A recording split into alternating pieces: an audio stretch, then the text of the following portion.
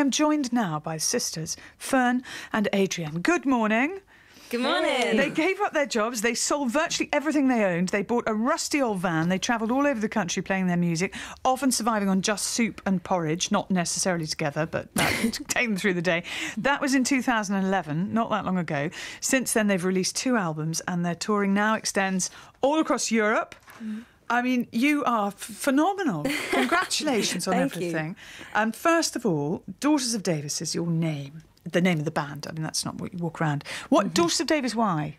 Well, we're sisters, and you're called Davis. Second name's Davis. There we go. That'll be why. Pretty self-explanatory when you look at it. That's the voice of Fern. Yes. Adrienne's here as well. Hello. Hello. And both of you, you just have these enormous grins on your faces. Is that just the way you are? Is it that because you love what you do? Oh, it's because we're here, Claire. It's happy to be here on a Sunday morning with that lovely sunrise. I know, isn't it lovely? It's lovely. Oh, so how did you get started, Adrienne? What was the very first moment you can remember singing and thinking, this is something we can do? Oh, it's hard to say the first time, actually.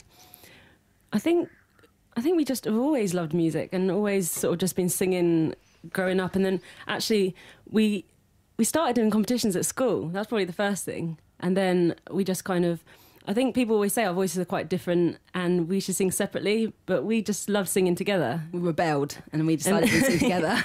And since then, Fern, you've been inseparable. Yeah, well, I think we got in a few bands and then we were having a jam down by a river one time, and the band we were in was breaking down, and it was breaking our hearts. And Adrienne was teaching herself guitar, and we were having this jam down by a river. Which river? Which river? It was in Guildford. Oh, right. We didn't actually realise it, but our voices were echoing under this big canal bridge thing.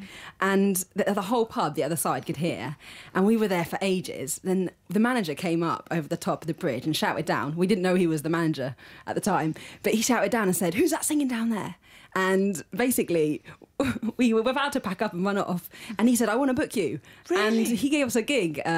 It was like next couple of weeks. And he said, "Can you play an hour?" And we were just like, "Yeah." I had to like power learn the guitar, get a set together real quick. And it didn't matter. It didn't have to be an hour of original music. It could be covers. Yeah, we did some covers too and originals. And literally, Adrienne was practicing so much. I think Mum came in up to your room, was like, "Adrienne, you've got to stop, your hands are bleeding." It was really intense, but that kicked off our first sort of acoustic gig, the two of us. And I guess sometimes it's better to be thrown into that performance aspect, so you're not even thinking about it, you just got to turn up and you've got to do it. Yeah, exactly. Definitely. So that really kicked it off, and then it came to the point where we were trying to hold down jobs, and I was doing my art degree, Adrienne was doing occupational therapy, and we both were doing music alongside, and it was so hard living like this double life. Yeah, it was hard because we'd be gigging really late and then I'd get in and be up really early, and you know, you've got to take it seriously when you're doing like occupational therapy as like a, you know, proper career. So I found it hard because I had to split my energy all the time. So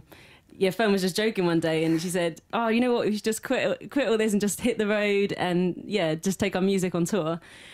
But I was joking, I was musing, and the next thing I knew, she quit her job literally a few weeks later. No. And then you had to stop doing what you were doing as well, because you can't then leave her in the lurch. Yeah. It would be terrible. So I was selling my car to get some money together for this van that I'd come up with, this idea. And it was quite an adventure, really. I mean, we were getting all the money together, and I finished my fine art degree. I painted a couple of houses as well, to get some money. Oh, the outside of houses, not like a painting of houses. Yeah, my art degree wasn't much useful there. So yeah, we got money together and we just bought one-way tickets to St Austell to buy this van. And we didn't have a plan B, really. It was get the van and start touring. Yeah, just driving the thing was a mission. And actually, we spent a lot of the beginning of the tour in London. And so I am driving this like massive white van in London. And, you know, funny legs. Oh, yeah. How much did the van cost? Well, it was a budget one, and it was all the money we could afford, and it was about £2.5 grand. $2.5 grand. Yeah. And that was our wheels and our home for the year. And we needed money to go, you know, alongside it as well, because we made this sort of demo CD that we sold on tour, but it wiped out our bank accounts to get the first van, so we literally set off on tour zero. You know. And then did you know what your budget was? Do you know how much you had to earn every week to make sure you could eat? It was literally like week by week, hand to mouth. You know, we were busking for dinners. We were every time we sold a CD, literally, it was like, "Thank you, I'm eating tonight." And we booked our gigs on the road. We pull into like pubs and use them as offices and book our own gigs, and then we'd go around the country and play them and Because I remember one time we were in Camden and we were really hungry and we were just thinking, oh, can we get some food? And we went to the bank, to see if we had any cash, and we just thought, it's not going to happen, is it? So then we said, you know what, let's just go busking. And we just, took our guitar out, started playing. Chinese we've ever eaten. Really? We earned it. Like, you really want one? We were smelling them around us. So sit here, play for a bit, see how much money we'll make, we'll go and eat. Oh, fantastic. Yeah, that was good. Did you enjoy it, the experience? I mean, obviously, bits of it are going to be hard. You're going to be struggling to find somewhere to have a bath, I suspect. Yes. Yes, as well as eating. But was it joyful because it was just so pure in a way? Yeah, I mean, hindsight's beautiful because it was all right in the end, but sometimes we were like, one time we would normally use leisure centres to go and have like showers and swims and straighten our hairs in the corridor. But this time we actually had no money and we had a gig the next day. We had to play and we were like, we need to get clean, man. And we were parked by this river and we just thought, that's literally our only option. So we basically just braved it, and it was like dawn. Like, it wasn't even... No, it was like, it was getting dark, and it was like in the middle of autumn, and it was freezing, and we just jumped in this river. Wow. The dog walker was pretty shocked. A dog walker came along. Brilliant. Perfect timing. Fabulous. Thinking you're all on your own. We shall talk more after we've heard you play. This is the Daughters of Davis, Fern and Adrienne, and you're going to sing us something from the new album, is that right? Yeah, that's right. Yes. It's from British Soul. Lovely. And it's called The Trait. Fabulous. Daughters of Davis, singing live on Radio 2.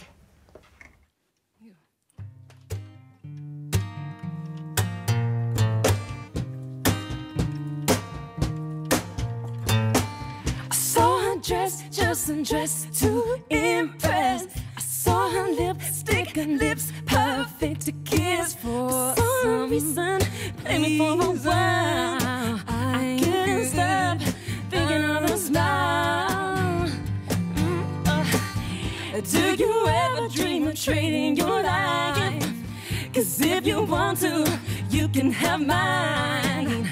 Don't be deceived by what you see on the outside. To every story there is always an underside. Another side. She said if you want, you can buy my soul.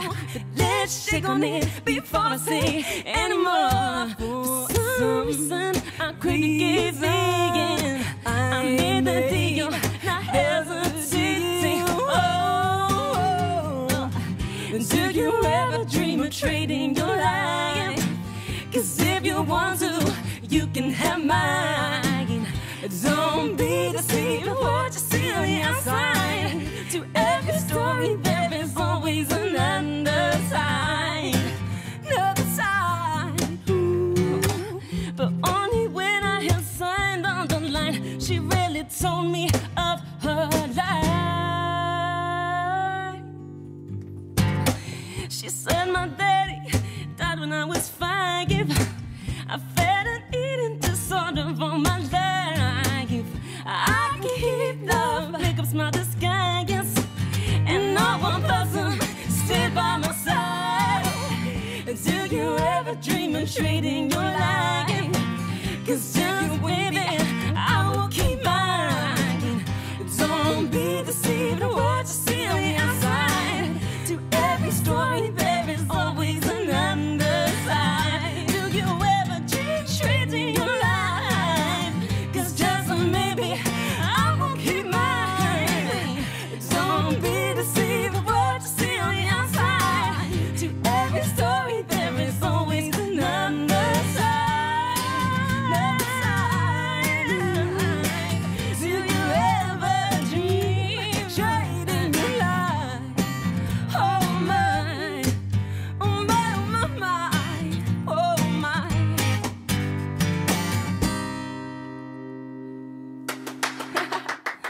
Oh, that's just as soon as you started, it was like something extraordinary happened. That's Daughters of Davis singing live, The Trade, and that is from the new album, which is called British Soul. Oh, wonderful! And what was the thinking behind that? The story of that song, of trading a lifestyle, and the whole idea of to every story there's another side. Yeah.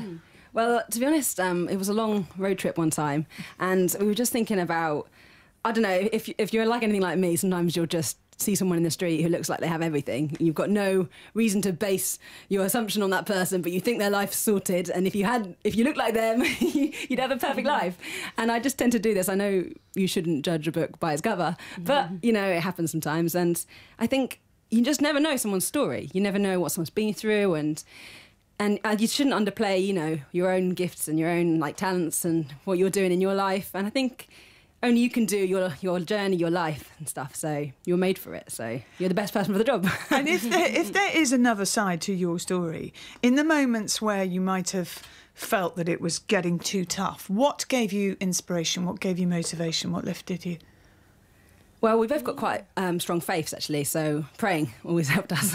And every time we prayed, God would really help us out in a big way. You know, we were running out of food all the time. Someone would come out of the blue to a gig with bags of shopping. They don't even know what situation we're in, and it'd be everything we exactly needed, plus jammy dodgers. And you're like, that was a quick prayer, thanks. And just really believe in, you know, God's promises, like about looking after his children that he makes. And so I really think that, you know, trusting on those promises is a good idea, because he doesn't lay down. Yeah, because we actually even had one time someone tried to break in the van, and like, it was about 4 o'clock in the morning, we were sleeping, and we actually managed to get away. And to be honest, we didn't always know if we were, you know, in a safe place. We did get away in the end. Yeah, we did. We drove our home away from the burglary. And also, did you find that the church helped you in terms of providing a network that you could travel around the country and there would always be somewhere that was going to welcome you, be safe, you know? Most definitely. That was amazing. Yeah. The people we met, like, so yeah, people from churches would just, take us into their house and, like you said, just welcome us and give us food. We had incredible generosity. It was amazing. And you wouldn't believe it, right? But the amount of all-nighters we've stood chatting to people from churches about all sorts, you know, they're more rock and roll than you think. And when you first kind of realised that you weren't going to live out of a van anymore, when was that moment? What was the sort of first big commercial success? Still in a van, to be honest. What, the same van? What, Bonanza? The same van? Bonanza is long gone. Gone. Yes, it died inevitably. And Eldest, the Motown company, came in and were our tour heroes, and they've given us this new van, and it is amazing. There is like, it's got a shower and heating, and the water tank doesn't freeze in the winter. It's a dream, and we're touring this. And like still. proper beds? Does it have like? Yes, it's got this double bed, and me and Adrian are in this lovely bed, and it's amazing. Thing is, Adrian's trying to bring her kitten along on tour now. Her kitten? I got a kitten for Christmas, and I'm going to have to teach him to travel. What kind? Well, it's actually a cross between an Abyssinian and a tabby. But it's a really unusual looking cat. He's got like stripy legs, and Fern, actually, you're going to rip me, aren't you, if I try and give an hour to describe our cat. Yeah, that's fine. What's he called? He's called Paolo. Paolo. After Paolo and Tini? I do love his stuff, and I like the name, so... Okay. And the next tour that you're going on is? Yeah. We're just about to support Sam Bailey across the whole of the UK. She's lovely, and we're really excited about it. You say she's lovely, but I happen to know you haven't met her yet. Well, from seeing her on TV. She's so down to earth, and I'm really excited about meeting her. The first show kicks off on Monday in Margate, and then we've playing in Watford as well here on Tuesday, and then eventually after 18 dates. You're looking sideways. Fern's looking sideways at her schedule. Go on. It's at the Ventum Apollo on the last. Which Apollo? Where? On February the 18th. Which Apollo though? Ventum. Oh, great. Yeah, here in London too. Oh, fantastic. That's the London dates if anyone wants to come. Yes. Well, I think that would be lovely. I know you're not meant to play again. I know you're not meant to. But do you think? Can you? Would you? Would you? Would you mind? Yeah, right, because I'm making a decision now. Oh, this is nice. Drop the next track, because I'd like to hear you sing live again. Wow. No, obviously I'm just throwing this at them, so they haven't. Okay. Have you even decided? Definitely, we'd love to do a song. Would you? Yeah. Oh, and can I ask you as well, Fern? What's that thing that you're sitting on? Oh, it's called a cajon. And it is like a box with a snare inside it, and you sit on it and sort of rattle away. Well, that's the sort of drumming sound that you can hear in the rattly doodah. Right, what's it going to be? So we're going to do Amazing Grace, but this is our version of it, which is a little bit different. And actually, it's been played on radio too, hasn't it? I think you've been playing before. it. Yes. So this is going to be the live version. Okay, the live, right, ladies and gentlemen, impromptu live performance, because this was not agreed beforehand, of Amazing Grace by Daughters of Davis.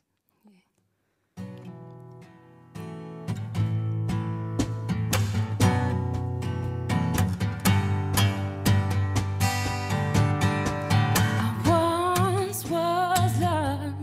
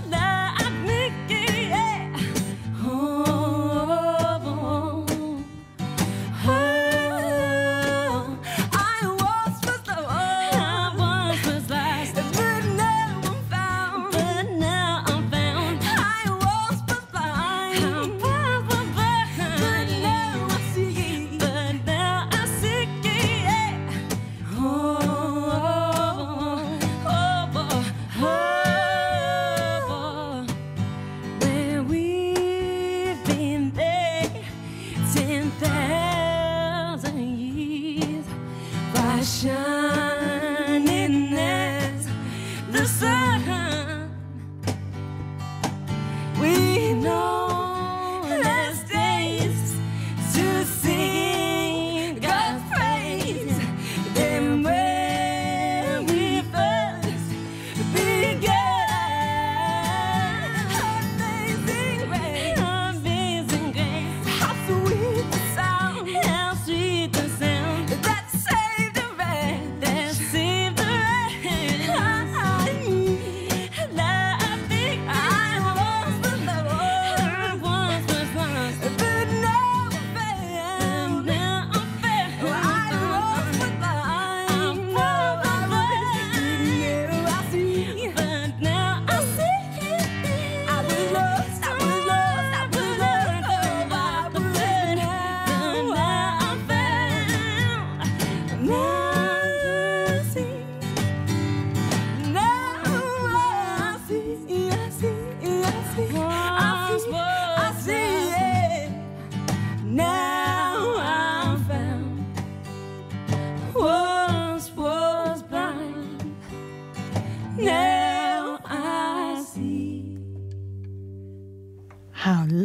How lovely, and a very different version, as you say, of Amazing Grace. I like it very much. Can I just quickly ask a couple of questions? Have you got other family? Have you got other brothers and sisters? Just two of you? Yeah, we actually have an older sister. You do? Yeah. What does she do? She does everything. Yeah, She's so very talented. creative. Creates jewellery, is writing a book, and is getting married at the moment. She's amazing. Big wedding. So there's the three of you, and your parents around, supportive? Yeah, definitely. Great. They're very supportive. It's great. Yeah. Not that you get to see them much, because obviously you're constantly on Imagine tour now having in your super two duper daughters van. head off on a van. Exactly. Goodbye. See you one day. Come back for Christmas. Good luck on tour with Sam Bailey, with all your dates, and with the new album as well. British Soul is what it's called, and they are just fantastic. Daughters of Davis. Thank you. Thank you, Claire.